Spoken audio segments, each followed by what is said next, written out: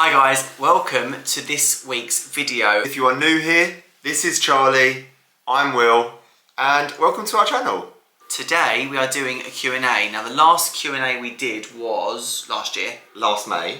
It was last May. Yeah, so we're not quite at a year, but I think once a year-ish is a good time to put out a new Q&A for any new subscribers potentially, or you know, people that have been with us for longer. I want to ask new questions. I love watching Q&As as well, because when we watch like our favourite YouTubers, I feel like the Q&As are really a chance to actually get to know the person and maybe ask things that we don't necessarily talk about ourselves. Yes. Right? Be prompted. Yes. And also, we're back in the kitchen.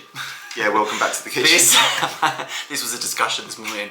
Where are we going to film? Where's the light coming from? The light in this whole house comes from that door. But we always face that way if we sit down. So we're facing this way, and that's we're working on the light. we're working on the light. But should we just get into it? Yeah, let's go. We put a question box out on Instagram yesterday. Oh, Minnie's farted. Oh, baby, you've got bad tummy. She never farts. Minnie got bad tummy. Can you smell that? And we've had a few questions in the YouTube comments, so we'll make sure that we cover as much as we can. Oh, I just told you how to get to it. Right. How do you get to it? Swipe up. Look at that suggestive face you put. I know. Why did I do that? Maybe I was hoping for some like saucy questions. For the sauce. Oh God, the hair. Out, I'm having a haircut again tomorrow. I want to go a little bit shorter still. These bits just a little bit too long. They're like, whoop, going out there, but hey, we'll cross that bridge. While we're talking about hair, so I'm still like growing my hair a little bit longer from when I had it all really short, and I've got small wispy bits here which like to stand on an end. Oh, where the fringe was so short. Yeah. Right. Which question shall we kick things off with? Well, I was just thinking this one, which isn't a question. I just think it's a really nice thing for someone to ask. Just want to say, I think you two are just wonderful. Thanks for sharing. I just think that's lovely. What a lovely way to start. That is so lovely. And also to anyone who makes comments like that on our YouTube or directly on Instagram, we really do appreciate it. Thank you all so much. And we do see them. We do see them, and we love it every time we get. We also see the neggy ones, and they're quite funny. So keep them coming. Oh, I went back to one recently, didn't I? For the first time ever. Yeah, we really go in and out of that. Sometimes it's like, oh, don't worry about it. And other times you're like, yeah, well, guess what? No, someone was just telling me how they're unsubscribed. Unsubscribe then. Okay. It's like a TV channel. Change the channel. Right, shall we start with this one? Okay, so this one is, have you considered moving to a different part of the country or abroad? If so, where? So no, we haven't, but it is something that I feel like everyone talks about, like hypothetically. Yeah. And I think hypothetically... No, you don't think hypothetically. We did hypothetically talk about it once, didn't we? Or twice. Did we? What, moving abroad? I don't think we've ever said we could live abroad. Have we? Yeah, but we wouldn't... The place that we're going to say, which I think we're going to say... Yeah. I don't think we've ever said that we would do it. We'd say it in sort of like a... We've won the lottery, ideal world. We don't need to be in Essex. Our family aren't here. That sort of thing. We'll always be in Essex. So it's a hypothetical thing. Okay. If we didn't need to be in Essex, and our jobs weren't here, and our family weren't here, it's not even that far away, we would love to live in the Cotswolds. Is that what you were going to say? Yeah, well, it's the only hypothetical conversation we've ever had. Yeah, because we do... How many times can you say hypothetical when you answer a question? Should I do this button up? No, just leave it. Leave it as your... Oh, see, this bit's just going... It's doing its own thing again. I like that. But from the front, it's just... Look, it's Wait, I win. No, this moves out of my head. We love that kind of quintessential British lifestyle, don't we? So whenever we visit, we're like, oh, we probably could live here. But, as Will said, our jobs really do tie us to where we live. And I think, hand on heart, we're Essex boys. We are Essex boys. Essex is beautiful. I feel like it kind of gets a little bit of a bad name, but it is a beautiful place. When we go to the Cotswolds, and we've been there 3 or 4 times, and it's just so laid back, so relaxed, slow, simple life. People getting eggs from their chickens. So which you could do here, but hey, in the Cotswolds it's all like packaged up with a bow. So yes, in answer to that question, we have discussed it, but it was only hypothetical, and it was the Cotswolds. And we've never discussed moving abroad. I don't think it's something either of us would want to do. No, it's not in our plans, wish list. bucket list. Yeah. Any of them. The second question is, how old is Minnie and have you ever considered getting a second dog? So Minnie turned 5 last week. Didn't you, Was baby? it your birthday? Minnie, was it your birthday? Is it Minnie's birthday? Was it your birthday? No, not today. It was last week. It was wasn't last week. You silly girl. So Minnie was 5 last week, and we've definitely had the conversation, would we have a second dog? I would really like a second dog. Will would really like a second dog. However, my parents are the proud owners of Minnie's... very, very proud owners of Minnie's sister. So my family did take 2 dogs from that same litter. Minnie despises dogs, apart from Daisy. She loves Daisy. So... Hang on, have a look. Daisy? Where's Daisy? Minnie, where's... When we say it with a funny voice, Minnie, where's Duzzy? Duzzy Lou. Where's Duzzy Lou? Oh, we see you later. See you later. So reason number 1 is nothing's ever going to compare to that bond. Reason 2, Minnie doesn't like dogs at all. And we are now 5 years into Minnie being an only child. Yeah. And thirdly, I take Minnie almost everywhere with me because I can bring her to work, and I can't describe the overwhelming feeling I have while I'm trying to work with clients and run a business while there's a dog there. The doors opening and closing throughout the day, certain things. But she doesn't run out, does she? She's too excited about the client coming in. You have to be a little bit weary. Oh yeah, of course. You have to be a little worried because cars and sometimes delivery drivers will open the door, leave the door open. The thought of adding pressure to that, for me, it's just too much. But I think we'll always be dog owners one way or the other. And I definitely wouldn't be against maybe one day in the future having multiple dogs at one time.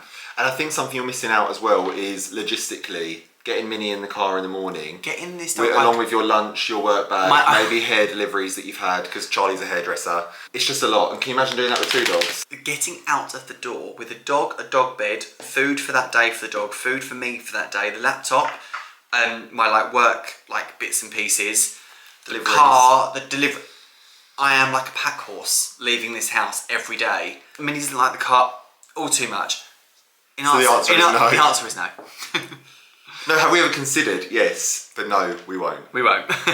Oh, how about this? When are we next going to Disney?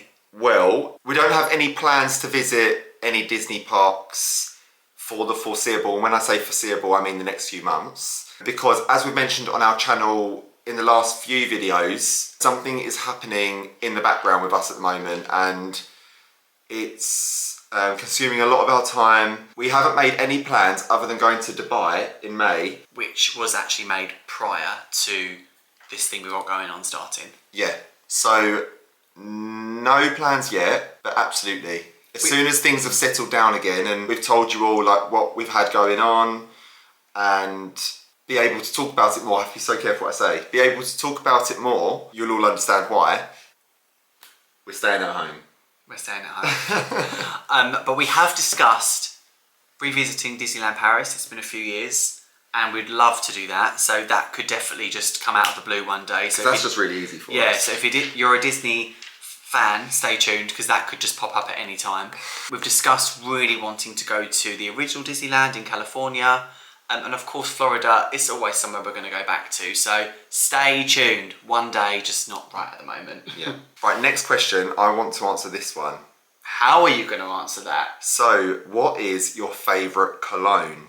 I think this person might be American because that's an American word, isn't it? What's our favourite cologne? This will probably be the longest question. So if you want to tap that little button to make us go faster. I have one that comes to my mind right now. Now. Is this we have to say one thing, or are we going to talk for ages about everything? I might say 2. One that I can think of right now is Mancera Instant Crush. I just love that fragrance. It is what we wore on our wedding day. We both wore it as well, which I'm dead against, but we seem to just still do it. No, I think on our wedding day we was dressed the same. I feel like we should smell the same. I like smelling different to each other because I feel like I can smell Will. However, yeah, Mancera was an amazing fragrance. So everyone else knew that we smelled nice, but you smell like me and I smell like you. The second one that's on my mind is Joe Malone Myrrh and Tonka. I'm actually wearing the body cream today and I can smell me and I just think The body cream. about myself. The body cream is my favourite over the fragrance. Over, For staying power. Okay, but when people come to work, boy, and they've got Mare and Tonka on, it smells exactly the same. But I think when you put it on yourself and then you put the cream on, the cream is so much more intense.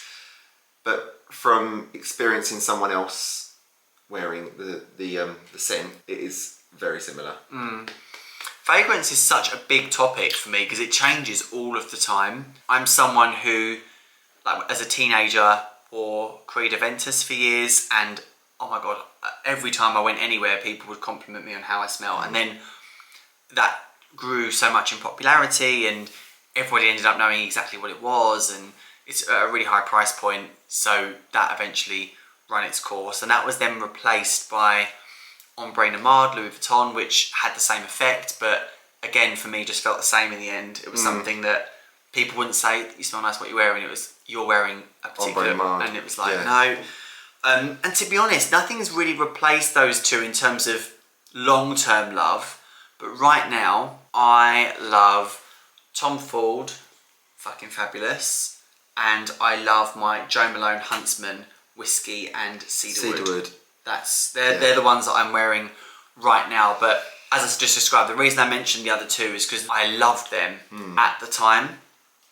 But not then so everyone much got now. them and it's... I'm not claiming to be the first person that wore it. I'm not saying that. But But boy, I didn't really smell Ombre Nomade before me and you had it. What I'm saying is when I first smelt it, I was like, oh my god, I've got to have that scent. And that was when I sprayed it on myself. But now I can smell it on a lot of people, and I feel like if I'd smelt it on a lot of people before, I would have been familiar with the smell. Whereas I wasn't when I first sprayed it. That's what I mean. What's that Jo Malone one that we love in Cypress and Ginger. It's really good. No, Cypress and Grapevine. Is Grapevine. the Tom Hardy one that you love. We got at Christmas. Where did I get ginger from? Don't know. Oh. I mean the one in like Cypress and Ginger. Yeah, the one in the ombre bottle. What, the one that Your you've mum had got for it. years? Yeah, and then your mum got it. Violet and Amber. So that's a big list for that question. Next question. How about that one? Hi guys, what is your biggest personal achievement so far, individually and as a couple? So as a couple... We discussed our answer to this when we saw this Yeah, question. as a couple, we think it's the wedding, don't we? And everything about it. Or not the wedding, getting married. Yeah, that's why I say everything. It was actually getting married as a couple, planning a wedding day, paying for a wedding day, bringing everything together. Yeah. And actually, achieving that milestone in our lives in actually getting married. All of that, all of it wrapped up, I'd say was our biggest joint achievement. However, we are working towards our next achievement. We are. I think the wedding will always come on top though. And coincidentally, we was actually watching our wedding video last night and we haven't watched just it in months. watching it back and just seeing it is just like, whoa, that happened. That happened and it was so beautiful, and we organised the lot. This question has individually as well. How about we answer for each other? Because I've got something that you're not going to think is your biggest achievement, but I see That's it really as a really interesting. big achievement. Right, so individually. Oh, well, I've got two for you. Okay, I've got one for you that you're going to be like, that's not it, but for me, it was it for you. Will works in the hospitality industry and only started doing so, about 6 years ago? 2018, 7 years ago. Not bad, not bad guess. That just come off the tip of my tongue. And he was doing it part-time for a while and just excelled in it. Basically overnight took a new position in a new hospitality job. New restaurant. I'm just trying to be vague. And basically doubled your responsibility and income overnight. You went out and got what you deserved for what you put in. Yeah. If that makes sense. I appreciate that, boy. Do you agree with it? Yeah, I think that's a nice one. It's quite good. You think about it. To literally just like... Because it gave me a much nicer life. And to quit the full-time job that you were doing, which, was fine, but it wasn't, it was a job. It wasn't like what you loved. Oh, it's just a job, yeah. Yeah, and to take that jump of going from the security of that job, yeah, I just think that's huge. To make that jump so quickly. Oh, thanks, guy. It's a good one. It gave me the opportunity to be able to live a certain life you know? I know we live a certain life together, but we can also do that independently. Yeah, absolutely. Hang on, I'll sort of intertwine this with what I was going to say about you. I've got two for Charlie. So one is creating the business that he has that is successful and is off the back of your skill and your name. And thanks. I just think that's incredible. And like the life you've built. Thanks. So that's what I was going to sort of intertwine, is that I don't have my own business. Charlie has his own business. So it's pretty obvious that Charlie brings home more money than I do. As we've been told in the comments before. Oh my God, have we said in the vlog what? Guys, we're officially famous. I googled us because I wanted to see what came up, and someone had written that, yeah, I'm only with Charlie for cash and lifestyle. I've got money. I've got money. I like to think that I can offer more than that. Thank you very much. What I was trying to say was, when we first got together, Charlie lived like like he could treat himself and things like that, and I couldn't. So getting that new position elevated your personal achievements. Yeah, and we're sort of, you know, floating around the same. You all know what we mean. And it gives me the ability to... We've personally achieved enough to, as you said, you put it really well before, to be independent and to be successful together, which is amazing. So I would say those are our... Oh, and I've got one more for you. I've got another one. I won't go too much into it, but I think your journey through like finding yourself and finding your happiness, I think that you should be really proud. Oh, thanks, handsome bear. Because that was quite a journey. Oh, yeah. Oh, fuck yeah. Thank you. I appreciate it. Where do you see your YouTube in a couple of years? Yeah, that's a good one. Yeah, where do I see it in a couple of years? Okay, can I start the answer? Because you're going to agree with what I'm going to say. Alright, okay, fair enough. So me and Charlie, well actually when we started it as sort of like a video diary for ourselves of like things we were doing, and then it turned into a bit of a holiday channel, so we'd just upload our holiday videos, and then it turned into a bit of a lifestyle weekly, that sort of thing. Which I've got to grips with now. I didn't used to like the evolution, because it used to make me think, oh, you've got to scrap everything you did before. But it's fine. I like the evolution. Yeah. It's fine now. I'm comfortable with it. So when we started, we always said the same thing. We love doing this. We think it's really, really fun. And if we got a $5 for doing it, we'd be really, really happy. Well, then sort of like our goals get higher and higher. And a goal we've had for pretty much the whole time is it'd be really nice to hit 10,000 subscribers. Do you agree with that? I really beat around the bush, but I got there in the end. Yeah, and just continue. And we hit 8,000 recently. We did, and just continuing as we are, to be honest. Yeah. Because look, we have our jobs, and this isn't about to replace those.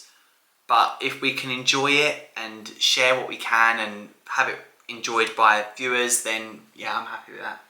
But it would be nice to maybe decrease work and do more YouTube, because we really, really love it. Yeah, that's the goals, I suppose. Yeah. We're not going to sit here and go, I want to hit 1 million subscribers. Like, I mean, I'd love to. I'd like the silver plaque thing. Oh yeah, that's another one. I want silver plaques. Okay, change my 10k to 100k. But listen, realistic goals. Set realistic goals, guys. And I just think I want everyone to just enjoy the content, so... Yeah. Good answer. Yeah. Did you love working with Kimon in Greece, or did you love, in capital letters, working with Kimon? So for anyone who doesn't know, Kimon is a photographer based in Santorini, and we used him last year when we was on our honeymoon. He was great. He was great. Our photographer we had for our wedding here recommended him. Yeah, she knew him. She knew him, and we looked at his page and just instantly thought, yeah, this person is our vibe. We don't have to worry about kind of giving any sort of spec, and he was a pleasure to work with at 5 o'clock in the morning for 2 hours. So yeah, all good. Highly recommend. Highly recommend. And I think my answer to that question, the question being, do you love working with Kimon in Greece, or did you just love working with Kimon? I would have liked working with Kimon in Greece or anywhere in the world. It could have been in our house. He's got such skill and vision for his work. So yeah. Yeah, and those like blurry pictures on my phone. Where's my phone? Oh, just obsessed with him. This is my phone background. This picture is deliberately blurry. I'm obsessed with it. So you've got Kimon, and I've got Rebecca Carpenter. Rebecca Carpenter. Our wedding photos are everything I dreamed they would be. Oh, I just love them. Yeah. Next question. Right, should we do the big one? Everyone's asking? Everyone is asking this question. Do you ever want to start a family?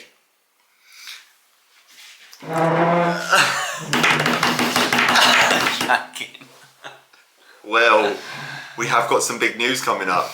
No. The big news is not that we're starting a family.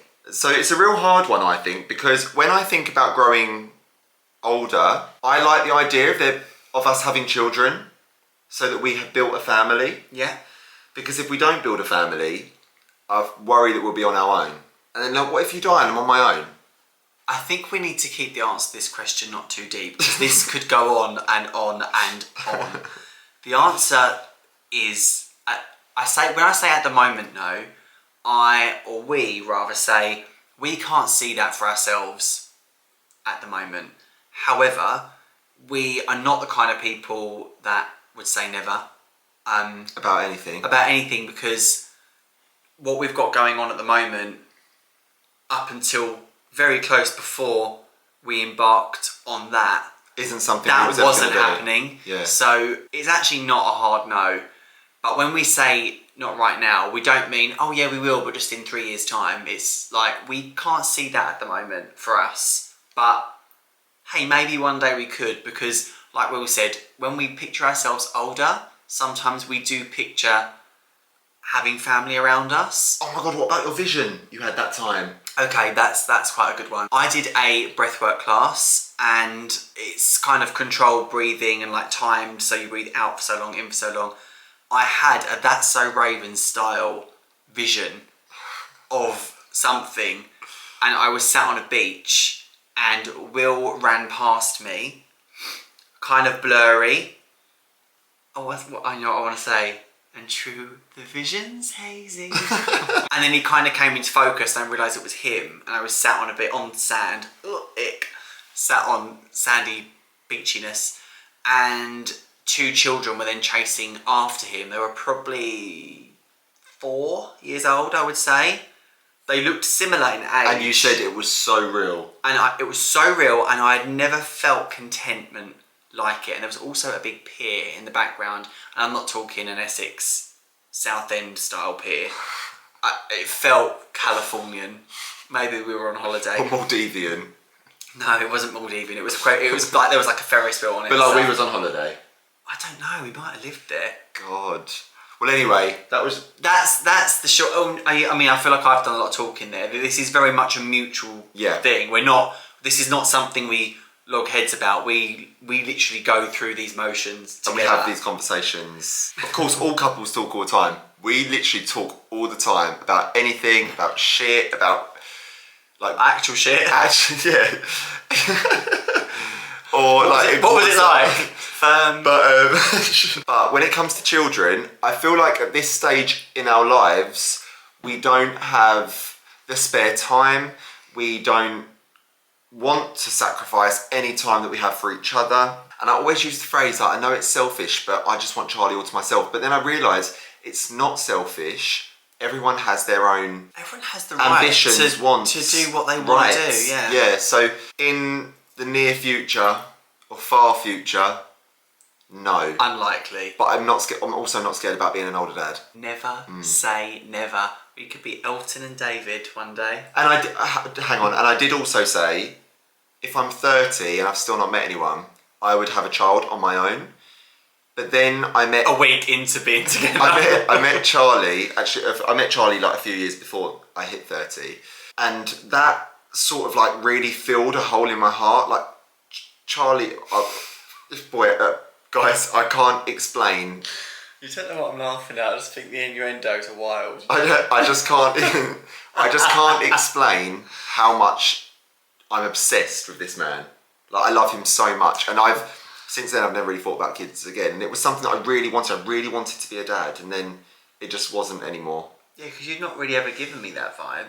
No. I found you, and it was sort of like that was the missing piece.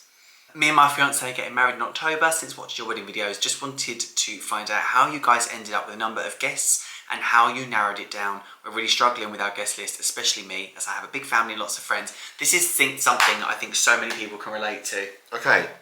Don't you think? Yep, we might upset some people here. Oh no. You're just sitting back and watching me answer it. By the way, no regrets. What we did was right at the time, and I'm so happy we did it, but it was not easy. It was not easy. And if you really want to was. keep people happy and Forget about it. you forget. You're not going to keep everyone happy. It is impossible. But you can choose to keep yourself happy. But always remember, it is your wedding. You do whatever you want to do. So we had one strict rule. We wanted to keep the ceremony to 60 guests. And that was due to the room we wanted to have our wedding breakfast in seated a maximum of 60. That was actually our starting point for numbers. So we thought, we'll have a look at like half each, but it doesn't matter if it does this a little bit. Yeah. Which meant 15 couples. Yeah, because when you think about Each. it, like you have family members, but then you also have like one friend, but you cannot not invite their partner to your wedding. If you're doing that, Yeah. which we concluded we did want to do that. We felt as though if we were invited to a wedding and the other one wasn't, that didn't sit well with us, but again, if that's something someone wanted to do, I would. I'm just going to speak on our experience. This is not what we you don't should think do. anyone should do. Yeah. That this is what we did. So we had a strict rule that who we would pick were going to be people that check in with us, invite us round for dinner, or invite us out for dinner, or ask us to pop round, or they pop round to catch up. People that are invested in us, And that we are likewise with them. were the ones that we were going to be inviting to watch our ceremony. Regardless of Now that status. meant some grandparents, some auntie and uncles, that these people were not invited, and not because of any negative feeling, anything like that. It's just, I have people in my life as I've grown up, and Charlie, that have been in our lives more. And when you're working with 60 guests, you have to be selective. And I'm just the sort of person that's like, You're really good. I'm like, well, no. It's a no. Whereas you was a little bit, and some other people are like, oh, but I can't not invite them. And I'm like, no, they're coming over them. And do you know what? For me, you're right. And it was the right thing to do, because we're now approaching a year later, and all of those people we're still in regular contact with via group chats, texts, dinner parties, socialising in other ways. It's very much like equally reciprocated. I don't have any regrets. We did the right thing for us. I think the traditional wedding would be aunts, uncles, cousins, some of like your mum's or dad's best friends that I just knew from the start that is not how our wedding was going to be. And just to quickly add something on that, no, this is such a big topic, and guys, if you've got any more questions on this, put them in the comments. We'll try and answer things if we can. But we paid for our wedding, every penny. Yeah.